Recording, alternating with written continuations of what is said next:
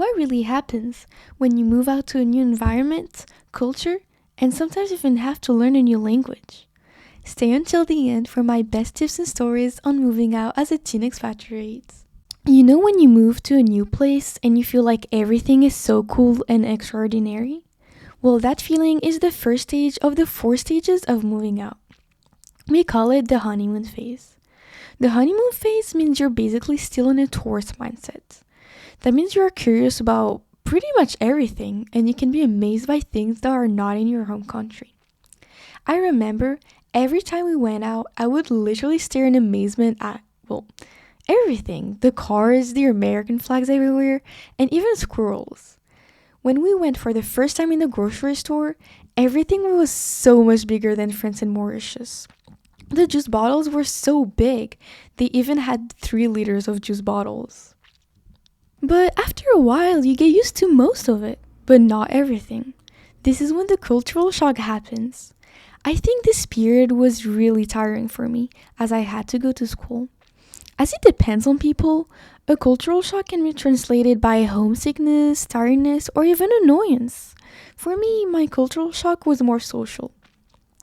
The American teen mentality is very different from the French teen mentality. It was quite hard to adapt to the way Americans make friends.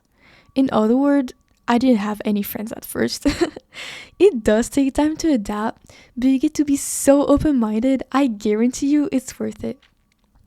My best tip would be to just be yourself and don't try to be a different person, because it's by showing your personality that you're going to have friends that have a lot in common with you. For example, I tried out for the dance team, which allowed me to meet awesome people with common interests. The 2 last stages are recovery and adjustment. The recovery phase takes a relatively long time, but after that you get used to literally everything, even yellow school buses. Moving on to the fatigue you will experience. To have some context, every day after school, I would literally collapse into my bed because of how tired I was.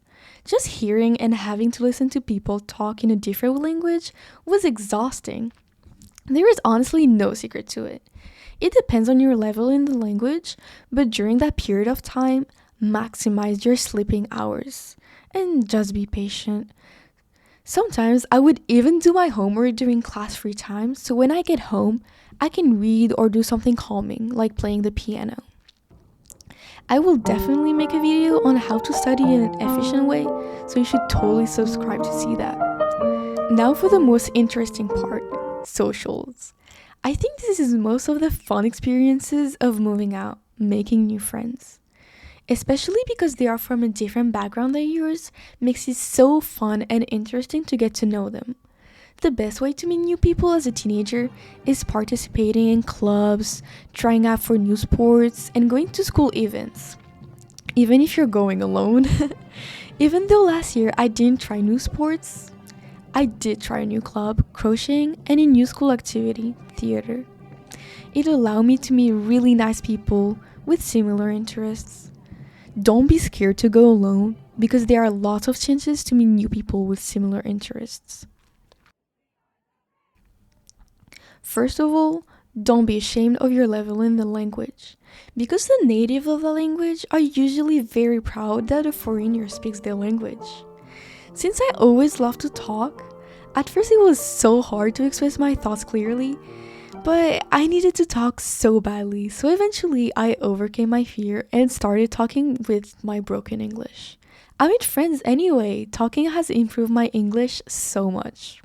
And that's enough thoughts and stories for today. Thanks for keeping me company while I scrapbooked. I'll be back soon with another piece of my world. Until then, take care.